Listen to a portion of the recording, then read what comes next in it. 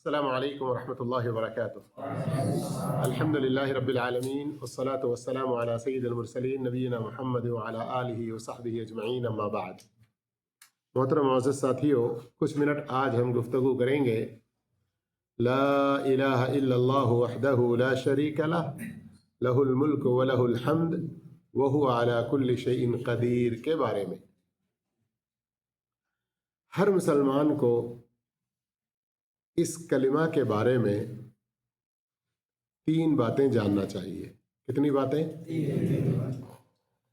اس لیے کہ یہ توحید کا کلمہ، شرک سے براءت کا کلمہ، اور اس کے اندر جو مفہوم ہے وہ آگے ہم سنیں گے، تو اس سے آپ جان سکتے ہیں کہ ایک مسلمان کی زندگی میں اس کا کتنا بڑا اثر، کتنا بڑا دخل اور اس کی کتنی بڑی اہمیت ہے۔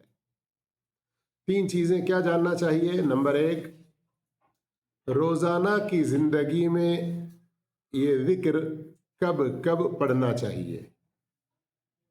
سب سے پہلے ہمیں کیا جاننا چاہیے اس کے بارے میں؟ اس ذکر کے بارے میں پہلی بات کیا جاننا چاہیے؟ بولیے نا، ابھی تو سنے ہیں نا۔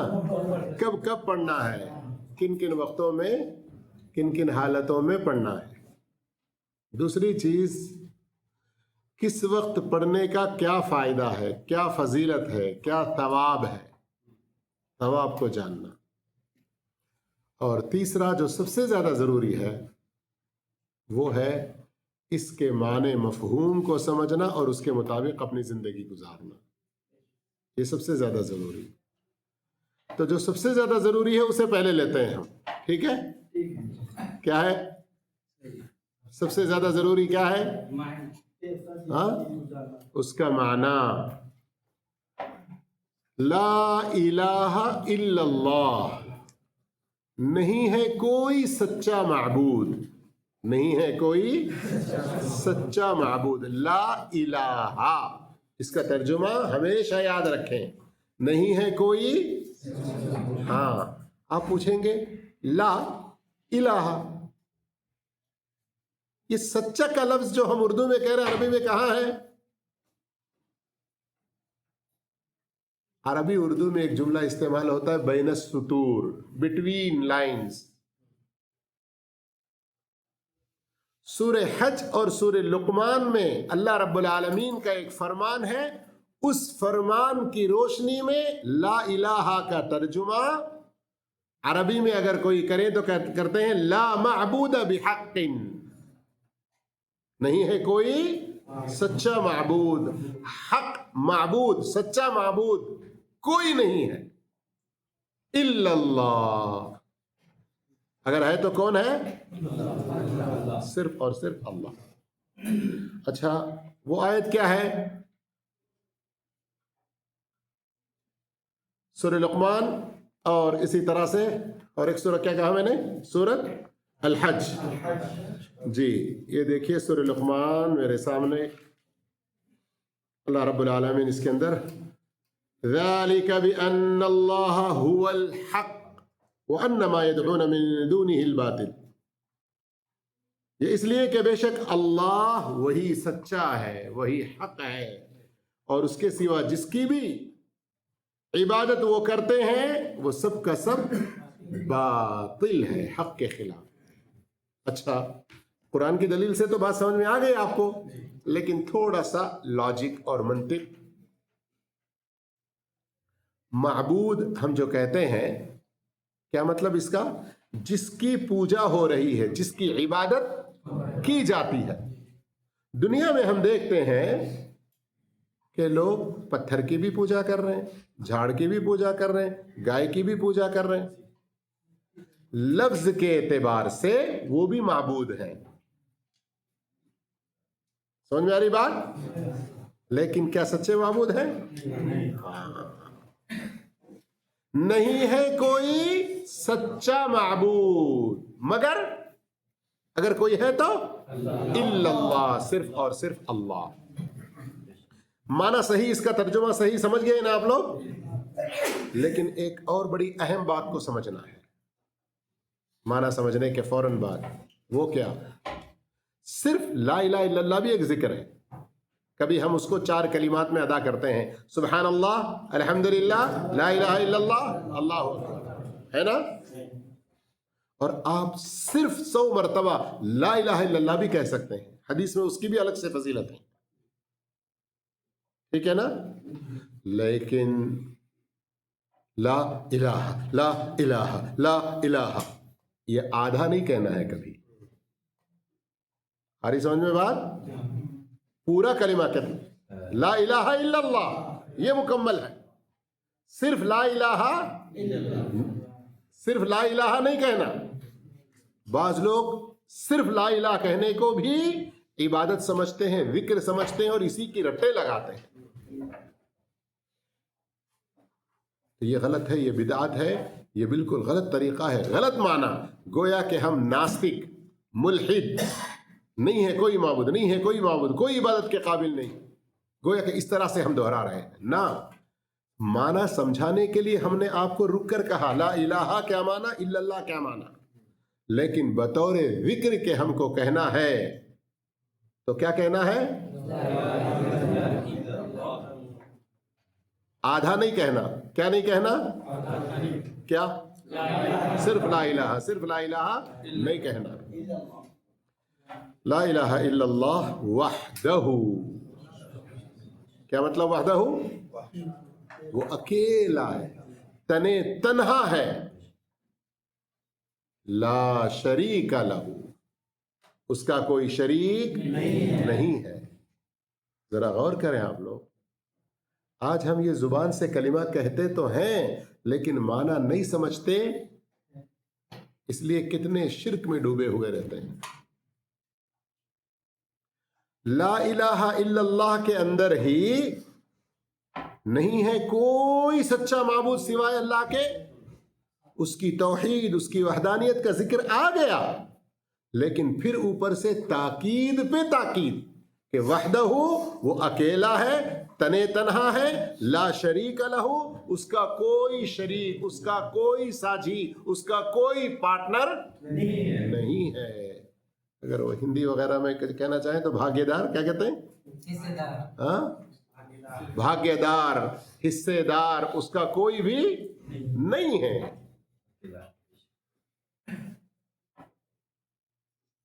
اتنی واضح تاکید ہے، اور یہ پورا ذکر لا الہ الا اللہ سے آخر تک، شیء قدیر تک کس میں پڑھتے ہیں؟ حج و عمرہ میں بھی، خاص کر صفا مروہ کی سعی کے 3 مرتبہ، صفا پر 3 بار، سعی پر، مروہ پر 3 بار، صفا پر 3 بار، مروہ پر 3 بار، کتنے بار؟ ٹوٹل کتنے ہو جاتے ہیں؟ 8 مرتبہ پڑھتے ہیں۔ چکر 7 ہو رہے ہیں، لیکن مروہ پہ ختم ہوتے ہوئے بھی پڑھنے کا ذکر ہے، تو شروع کیے تو آخر والا 8واں ہوگا، چکر کتنے؟ لیکن ادھر پڑھیں گے، وہاں جا کر چکر ختم ہوگا، ادھر 1 ادھر 2 ادھر 3 ادھر 4 ادھر 5 ادھر 6 ادھر 7، پڑھنا 8، چکر کتنے؟ 7، تو 8 3 24 مرتبہ ہم دہراتے ہیں، لیکن پھر آئے اپنے اپنے ملکوں میں، پھر وہی درگاہوں کے پاس، پھر وہی باباؤں کے پاس، پھر وہی چلے، پھر وہی تعویذیں، پھر وہی شرک کے کام، پھر یا علی المدد، یا غوث المدد، اس طرح کے نعرے۔ تو آپ نے لا الہ الا اللہ وحدہ لا شریک لہ لہ الملک کیا پڑھا؟ آپ نے کیا معنی اس کا سمجھا؟ آ رہی سمجھ میں بات؟ پھر اس کے بعد کیا کہتے ہیں؟ لا الہ الا اللہ وحدہ لا شریک لہ لہ الملک، اس پورے کائنات کا بادشاہ، بادشاہت، اس کا ملک، اس کا کنٹرول، اس کا پاور صرف اور صرف کس کے پاس ہے؟ اللہ کے پاس۔ آہستہ، الحمدللہ، وہ ایمان، وہ توحید، وہ جوش و جذبہ اچھا ہے، لیکن تھوڑا بولنے کے انداز میں بھی لمٹ۔ سارا ملک، ساری بادشاہت، اس پوری کائنات کے ہر چھوٹی چیز پر بھی کس کا اختیار ہے؟ زبان سے ذکر کرتے ہیں، لہ الملک کہتے ہیں، لیکن ہمارے باباؤں کو بھی پورا کنٹرول ہے۔ اس طرح کا ایمان رکھتے ہیں لوگ۔ اپنے اپنے پیر و مرشدوں کے بارے میں इनको पूरा इख्तियार है। 2-3 लफ्ज इस्तेमाल करते हैं हमारे यहाँ, कादिर मुतलक, ये गलत बात है। अल्लाह के सिवा कोई नहीं है जिसके पास किसी तरह का कोई इख्तियार, कोई मुल्क, कोई बादशाह, कोई पावर, कोई कंट्रोल। वलहुल हम्द, सारी तारीफें, प्रशंसाएं और हर तरह की तना किसके लिए? सिर्फ अल्लाह के लिए। जैसे तारीफ अल्लाह की करते हैं, सीधे हाथ से पिए, जैसे तारीफ अल्लाह की करते हैं वैसे किसी और की करें, चाहे किसी नबी की, किसी मलक फरिश्ते की, किसी वली की, किसी बड़े बाबा और किसी बड़े मुर्शद की, तो ये बहुत गलत बात होगी। इसलिए कि यहाँ मुल्क में, हम्द में हर तरह का इख्तियार, हर तरह की खुसूसियत सिर्फ और सिर्फ अल्लाह के लिए है। वहुवा अला कुल्ली शैइन कदीर, और वो हर चीज पर कुदरत रखने वाला है, हर चीज पर कुदरत रखने वाला है। कुरान मजीद में बहुत सारी आयतें हैं जो इस मतलब को, इस माने को, ये जिक्र के अंदर जो मफहूम है उसको बहुत अच्छी तरह समझाती हैं। लेकिन सूरत सबा,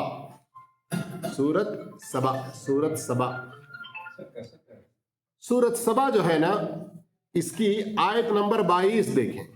अल्लाह अकबर, ये आयत कितनी वाज़ेह आयत है कि अल्लाह के सिवा जिन जिन को भी पुकारते हैं उनको एक चैलेंज है ये आयत। याद रख लें आप लोग। कौन सी सूरत? सूरत सबा, आयत नंबर 22। इस सूरत का नंबर चाहिए तो 34 है, 34-22, सूरह नंबर 34, सूरत सबा, आयत नंबर 22। कुल उद्उल्लज़ीना ज़अमतुम मिन दूनिल्लाह, अल्लाह कह रहा है चैलेंज के तौर पर, आप कहिए उन सब लोगों से जो अल्लाह को छोड़कर अपने जिन जिन के बारे में तुम गुमान रखते हो और उनको पुकारते हो, बुलाओ उनको। अल्लाह के सिवा जिनकी भी तुम इबादत करते हो, इबादत का कोई एक छोटा सा हिस्सा पार्ट किसी गैरुल्लाह के लिए करते हो, उन सबको बुला लो। अब यहां 3 बातें जरा समझने की कोशिश करें। ला यमलिकून मित्काल ज़र्रतिन फिस समावाति वला फिल अर्द, वो लोग आसमानों में और जमीन में जर्रा बराबर के भी मालिक नहीं हैं। अल्लाह के सिवा तुम जिनको भी पुकारते हो, जिनसे भी तुम दुआएं करते हो, जिनकी भी तुम इबादत करते हो, अब हमारे लोगों को समझ में आने के लिए क्या बोलना?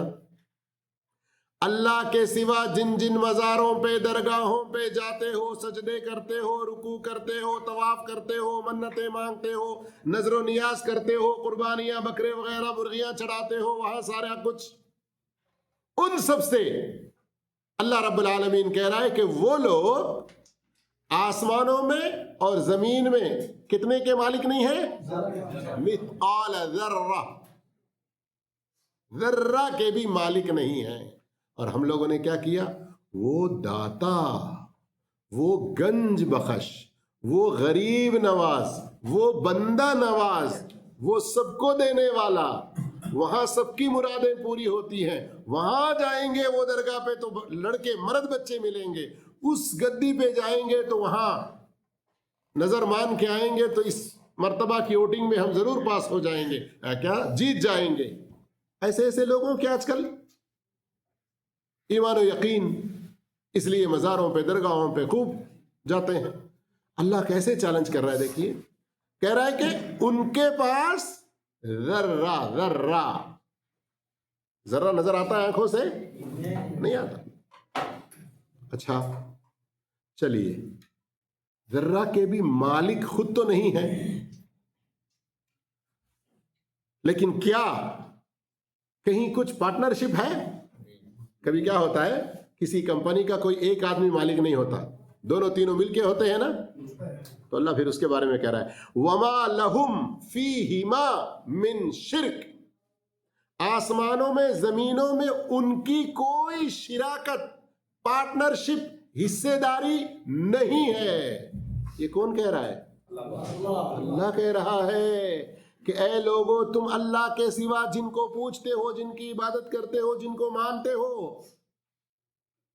वो खुद कंप्लीट मालिक भी नहीं है, या कम से कम हिस्सेदारी, पार्टनरशिप वो भी नहीं है। अल्लाह अकबर। इससे भी और कुछ कम दर्जे की चीज हो सकती है, एक है, अल्लाह उसका भी इनकार कर रहा है, उसको भी नकार रहा है, नफी कर रहा है। वो क्या है? वमा लहू मिनहुम मिन ज़हीर, उनमें से जिन जिन को तुम पूछते हो ना, उनमें से कोई एक भी अल्लाह का किसी भी तरह का सपोर्टर नहीं है। समझ में आई बात? नहीं आई? सिर्फ आसानी से समझ में आने के लिए एक छोटी मिसाल दे रहा हूं। नऊदु बिल्लाह सुम्मा नऊदु बिल्लाह अस्तगफिरुल्लाह, ये अल्लाह के लिए, इस आयत के लिए मिसाल नहीं है, बल्कि हमारी अक्ल में बात समझ में आने के लिए। क्या मिसाल? कभी होता है कि किसी चीज का कोई एक इंसान मालिक होता है, अगर पूरा अकेला मालिक ना हो सके तो कम से कम क्या होता है? पार्टनरशिप। पार्टनरशिप ना हो तो कम से कम बाहर से थोड़ा सा, चले भाई मैं आपको फिजिकली सपोर्ट नहीं कर सकता, मैं पैसे से मदद नहीं कर सकता, मैं आपको चलिए मोरली मैं किसी तरह से आपको हिम्मत देता हूं, साथ दे देता हूं थोड़ा सा।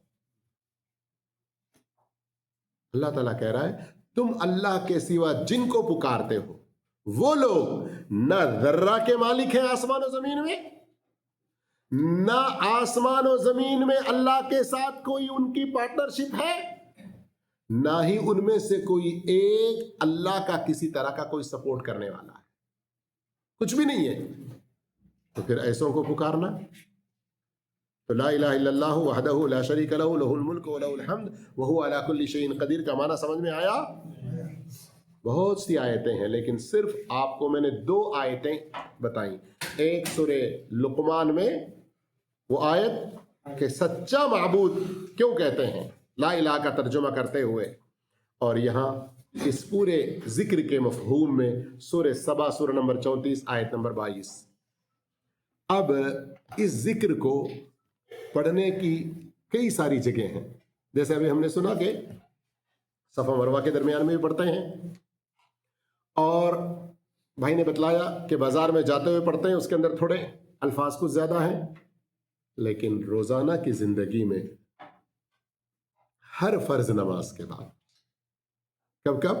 हाँ, हर फर्ज नमाज के बाद कम से कम एक बार पढ़ना है। और एक जिक्र ऐसा है उसके अंदर भी इसकी ये शामिल है, पूरी एक लंबी जिक्र है उसके अंदर भी ये आता है, लेकिन आप मुख्तसर याद रखना चाहें कब कब पढ़ना है उसकी तफसील में अल्लाह चाहे तो किसी और मौके पर हम पूरा एक दर्स देंगे, लेकिन अभी इस वक्त के लिए 2-3 हाईलाइट जगह याद रख लें और वहाँ पढ़ें, ताकि आप ज़्यादा से ज़्यादा अजर व सवाब कमा सकें, ज़्यादा से ज़्यादा अजर व सवाब कमा सकें। तो अब मैं जगह भी बता रहा हूँ, उसकी फजीलत भी बता रहा हूँ, उसका फ़ायदा भी बता रहा हूँ। रोज़ाना सोते हैं ना?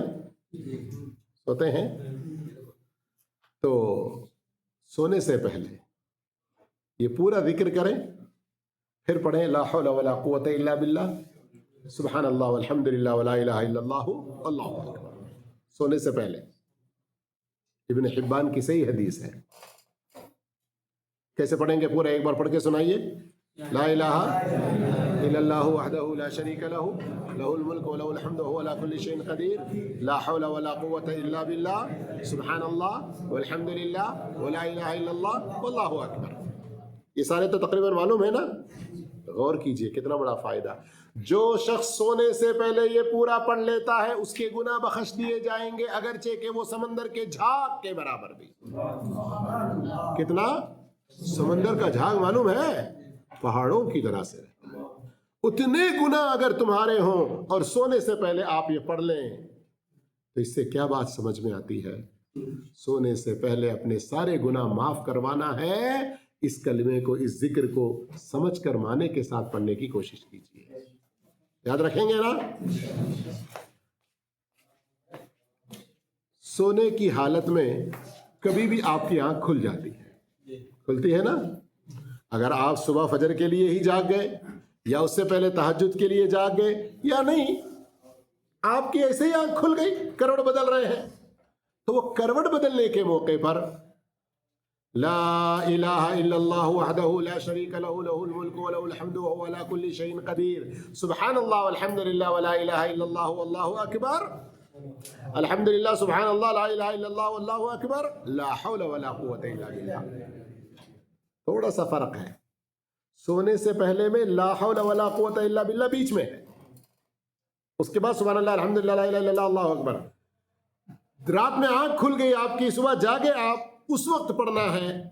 अल्लाह के रसूल सल्लल्लाहु अलैहि वसल्लम फरमाते हैं, सही बुखारी की हदीस है, कि ये पढ़ने के बाद अगर तुमने कहा ऐ अल्लाह मेरे गुनाह बख्श दे, अल्लाहुम्मा अग़फिर ली, तो आपके गुनाह सारे बख्श दिए जाते हैं। ये बड़ा फायदा है। और बाजार में दाखिल होते वक्त पढ़ना है ला इलाहा इल्लल्लाहु वहदहु ला शरीका लहु लहुल मुल्कु व लहुल हम्दु युहयी व युमीतु व हुवा हय्युन ला यमूत बियदिहिल खैर व हुवा अला कुल्ली शैइन कदीर। जो शख्स ये पढ़ेगा उसको 10 लाख नेकियां मिलेंगी। कितनी नेकियां? इसलिए कि आमतौर पर बाजार में आने के बाद लोग भूल जाते हैं ना अल्लाह का जिक्र, लेकिन ऐसे भूल की जगह जो शख्स ये पढ़े उसको 10 लाख नेकियां मिलेंगी। और जो शख्स मगरिब के बाद 10 बार, फजर के बाद 10 बार पढ़े, उसके लिए 9 फायदे हैं। क्या हैं? अगले दर्स में तफसील से बताऊंगा, इसलिए कि शेख अलबानी रहमहुल्लाह ने सहीह तरगीब व तरहीब में 1 से ज़्यादा हदीसें जिक्र की हैं। उसके अंदर मैंने हिसाब लगाया था तो टोटल 9 फायदे, इतने बड़े अजीम, इतने बड़े अजीम कि एक फ़ायदा सुन ले। मिसाल के तौर पर अल्लाह तुम्हारे लिए 10 नेकियां ऐसा लिखेगा कि हर नेकी तुम्हें जन्नत में पहुंचाएगी। अल्लाह अकबर। इसके अलावा सुबह शाम 100 बार या कम से कम पूरे दिन भर में 100 बार जो पढ़ ले उसके लिए 5 फायदों का जिक्र हदीस में आया हुआ है। 100 नेकियां उसको मिलेंगी, 100 गुनाह उसके मिटेंगे, 100 दर्जे उसके बुलंद होंगे और 10 गुलामों को आजाद करने के बराबर सवाब मिलेगा। और उससे बढ़कर बेहतर अमल किसी और का नहीं होगा सिवाय उसके जिसने इतनी बार पढ़ा या इससे ज्यादा बार पढ़ा। फायदे अगर पूरे पूरे याद भी ना हो कोई मुश्किल नहीं, अल्लाह देगा आपको, लेकिन पढ़ने का तो याद रखेंगे ना कि किस किस मौके पर यह जिक्र करना है, ये याद रखें ताकि उस मौके पर आप वो जिक्र करें। अरे इस मौके पर करने का क्या फायदा था, बताए थे ना मौलवी साहब, तो याद नहीं आ रहा आपको, कोई नुकसान नहीं है, जिक्र किया आप तो अल्लाह उसका फायदा आपको समझ में आया नहीं आया? कि आपको अगर हदीस, फायदा, सवाब, फजीलत, उसकी पूरी दलील कुछ भी याद नहीं है, लेकिन कब पढ़ना है ये याद है, वो याद रखें बस, तो आपको अल्लाह रब्बुल आलमीन सवाब अता करेगा। लेकिन उसके माने मफहूम को समझें। इधर जुबान से पढ़ते रहे, उधर मूर्ति के सामने भी, किसी बाबा के सामने। हमारे लोगों का डर देखें, एक नमाज जानबूझकर छोड़ देते हैं, अपनी पसंद का क्रिकेट का मैच चल रहा है या नींद की वजह से, पकाना है, दूसरे 1000 बहानों से, है ना, लेकिन नमाज एक छूट गई, इसका डर उतना नहीं रहता। इसका कितना बड़ा अजाब अल्लाह की तरफ से आएगा हम पर, इसका डर नहीं रहता। लेकिन हम में से कई लोग ऐसे हैं, हमारे मुल्कों में खासकर, अल्लाह का बड़ा शुक्र है कि यहाँ तो कोई मज़ार, कोई चिल्ला खाना वगैरह नहीं है। हमारे यहाँ कई लोगों को हम देखते हैं, गाड़ी में बैठे हैं, बस गुजर रही है, देखिए बाजू से एक दरगाह के बाजू से गुजरे, अरे मैं तो गौर ही नहीं किया, पता नहीं बाबा साहब कितने हमारे ऊपर खफा होंगे, मैंने उनको सलाम तक नहीं किया। بعض لوگوں کو آپ دیکھیں گے کسی درگاہ کے سامنے سے گزرتے ہیں ایسے ایسے سلام بابا اس طرح کی حرکتیں کرتے ہیں. یعنی غور کیجئے منو مٹی نیچے جو پڑا ہوا ہے، اور یہ بھی پتہ نہیں کہ صحیح بھی قبر ہے ڈپلیکیٹ قبر ہے، اس لیے کہ کئی جگہوں پر ڈپلیکیٹ مزار بنا کر کمائی کا ذریعہ بنائے ہوئے ہیں. تو لوگوں کا ڈر دیکھیں تو یہ سب شرک میں آ جاتا ہے، بہت خطرناک چیز ہے. اس لیے اس کلمے کو، اس ذکر کو پڑھتے ہوئے اپنے ایمان، اپنی توحید کو مضبوط کریں. اللہ مجھے آپ کو سب کو نیک توفیق عطا فرمائے.